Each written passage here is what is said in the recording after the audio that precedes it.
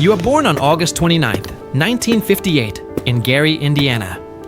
A steel town, a working-class town, a town where the smokestacks never stop and the dreams rarely get out. You are the 8th of 10 children. Your house has 2 bedrooms. Your father works at a steel mill during the day and plays guitar in a blues band at night. You don't know it yet, but you are about to become the most famous human being on the planet. By the time you are 5 years old, your father puts you on stage with your older brothers. You sing, you dance, you perform with a precision that shouldn't be possible for someone who still has baby teeth. People stare, not because you're cute, because you're terrifying. A 5-year-old performing with the raw intensity of a grown man. But this isn't a story about your music. Everyone knows that story. This is a story about something you learned that was even more powerful than singing, more powerful than dancing, more powerful than selling 100 million copies of a single album. This is a story about the day you learned that the person who owns the song makes more money than the person who sings it. And that lesson is going to cost you the best friendship you ever had.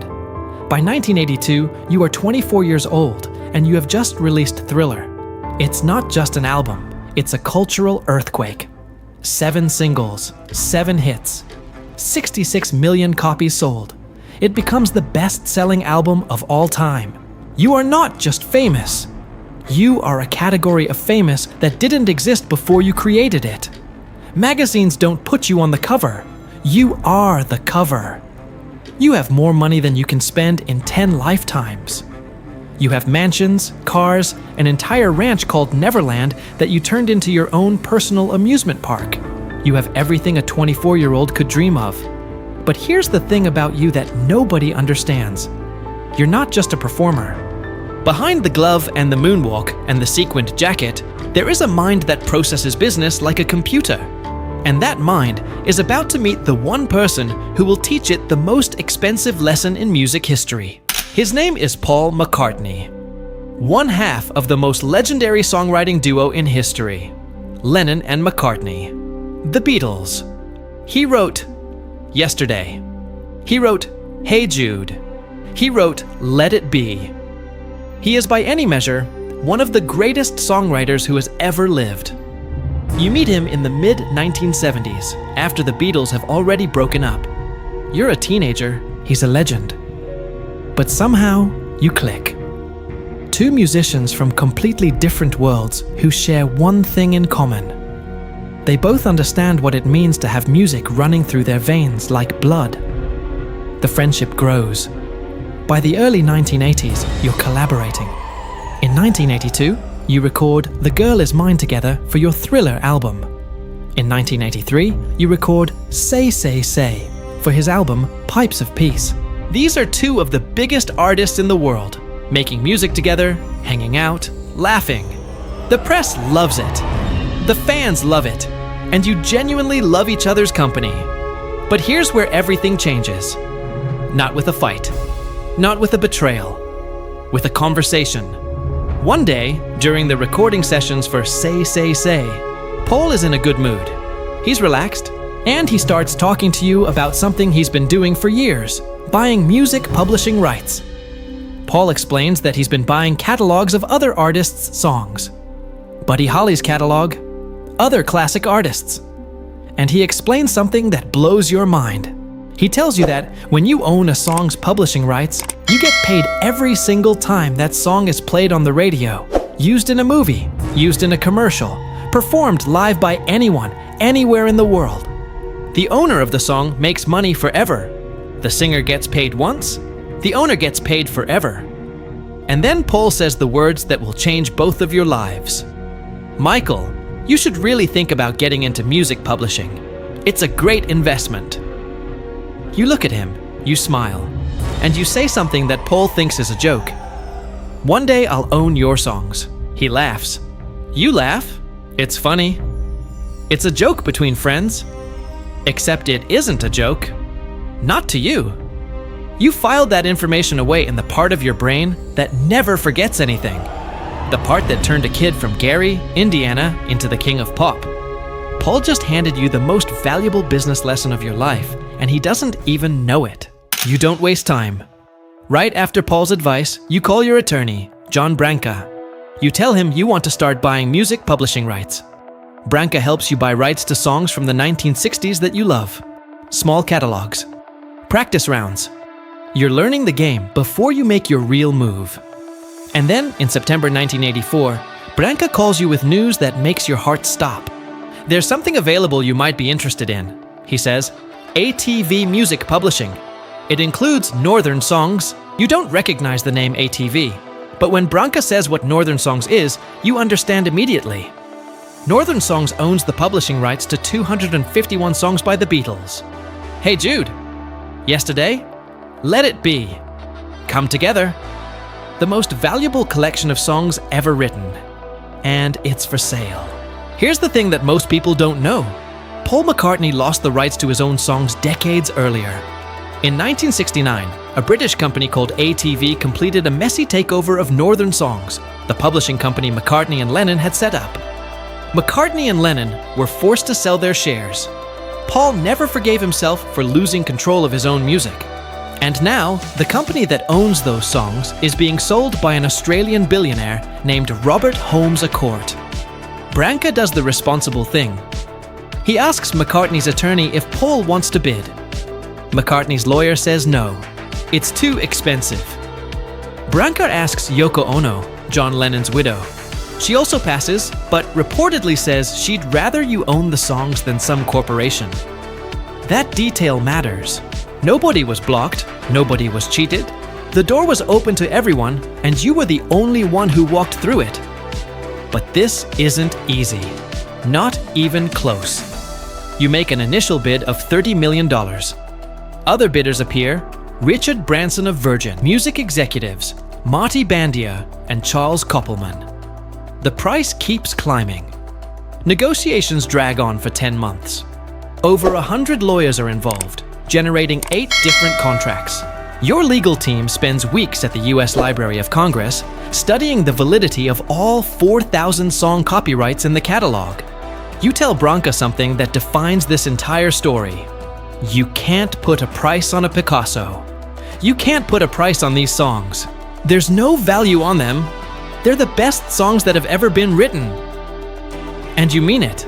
This isn't about hurting Paul. This is about recognizing genius and investing in it. The competing bidders think they have the deal locked up, but Branca outmaneuvers everyone. He even convinces one bidder's financial backer to pull their funding. On August 10, 1985, Holmes à Court accepts your final bid, $47.5 million, the highest amount ever paid by an individual for a music catalog. You now own the publishing rights to every Beatles song ever written. Paul's joke has become reality, and the friendship will never be the same. Paul McCartney finds out, and he's not angry, he's hurt. There's a difference. Anger is loud, hurt is quiet, and Paul goes quiet. You have to understand something about Paul's position. He didn't just lose a bidding war. He lost his own songs to someone he considered a friend. Songs he wrote as a kid, songs he poured his soul into. Yesterday, the most covered song in music history, was something Paul dreamed in his sleep and wrote down the next morning. And now you own it. Not Paul, you. But here's the part that breaks the friendship. Paul figures that since his friend now owns his songs, maybe he can negotiate a better deal on royalties. Paul writes you letters. He asks, politely, respectfully, if you'd consider giving him a raise. After all, you're already one of the richest entertainers alive. The catalog is earning millions. Would it hurt to share a little more with the guy who actually wrote the songs? Your response is 6 words that will echo through music history forever. Oh, Paul, that's just business. And honestly, you're right. It is just business. You didn't steal anything. You didn't cheat anyone. You bid on a catalog that was publicly for sale. Paul's own attorney said he wasn't interested in bidding. Yoko Ono gave her blessing. You paid the highest price. You won fair and square. That's how business works. But friendships don't work like business. And that's the part you didn't calculate. Paul says it best years later. I think it's dodgy to do something like that. To be someone's friend, and then buy the rug they're standing on. And that's the tragedy. Not that you did something wrong. You didn't. But that doing something right in business can be exactly the wrong thing for a friendship. You stop answering Paul's letters. The phone calls stop. The collaborations stop. Two of the greatest musicians who ever lived, who once laughed together in a recording studio making hit songs, now exist in separate orbits. In 2001, Paul tells the press, "He won't even answer my letters, so we haven't talked and we don't have that great a relationship." The rug he was standing on, you didn't just buy it, you're living on it. And Paul has to watch. Here's the thing about your purchase that nobody talks about. It was one of the most brilliant investments in the history of entertainment. You didn't just buy songs, you bought a money printing machine. The Beatles' songs start appearing in commercials. Nike pays to use Revolution. Other companies line up. Every time a Beatles song plays in a movie, a TV show, a commercial, an elevator, anywhere in the world, money flows to you. Paul hates it. He thinks commercializing the Beatles' music is disrespectful, but the checks keep coming. And then, in 1995, you make a move that turns your $47.5 million investment into something much bigger. You sell 50% of ATV to Sony for $95 million. Together, you create Sony Ho ATV Music Publishing. You've already doubled your money, and you still own half the company. The catalog isn't just Beatles songs anymore. It grows to include songs by Bob Dylan, Marvin Gaye, Lady Gaga, Eminem, Taylor Swift. Over 2 million songs. The company earns over $1 billion a year. But your personal life is chaos. Neverland costs a fortune to maintain. Legal battles drain your accounts. You borrow hundreds of millions of dollars using the Beatles catalog as collateral.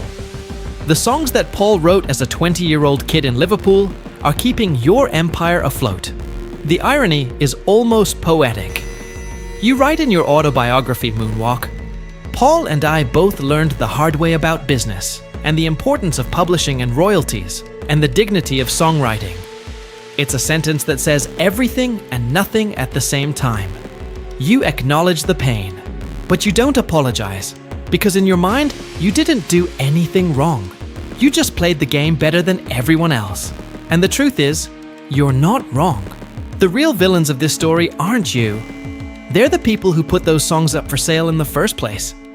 The managers who mishandled Northern songs in the 1960s. The corporate raiders who treated the greatest catalog in music history like a commodity.